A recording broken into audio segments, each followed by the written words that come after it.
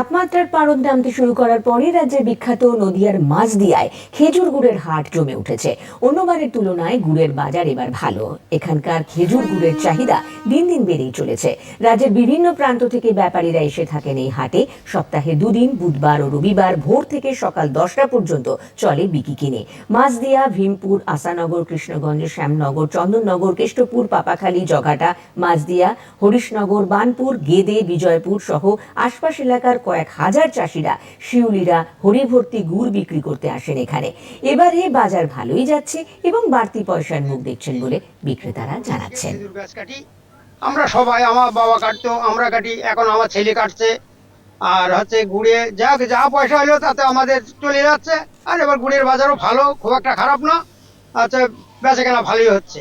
এখানকার যে যারা গুড় নিয়ে যাচ্ছে তারাও সুনাম করছে যে গুড়ের খুব ভালো গুড়, বানপুরের গুড়। এবার গুড়ে দুটো বাড়তি পয়সাও পাচ্ছি।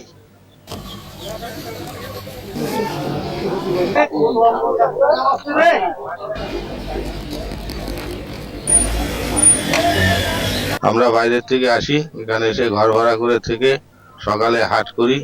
মাঝদিয়ার হাট দীর্ঘদিনের হাট। এখানে বাংলার বিখ্যাত হাট মাঝদিয়া। এখানে ভালো ভালো গুড় হয়। আমরা চাষির ভালো গুড় বেশি কিনে আমরা বাজারে বিক্রি করি। আমি হুগলি থেকে আসছি। আজ বিগত 55 বছর হলো এখানে আসছি গুড়ের হাট করতে। এখান থেকে গুড় নিয়ে গিয়ে আমি চন্দননগরে প্রত্যেক মিষ্টির দোকানে সাপ্লাই করি।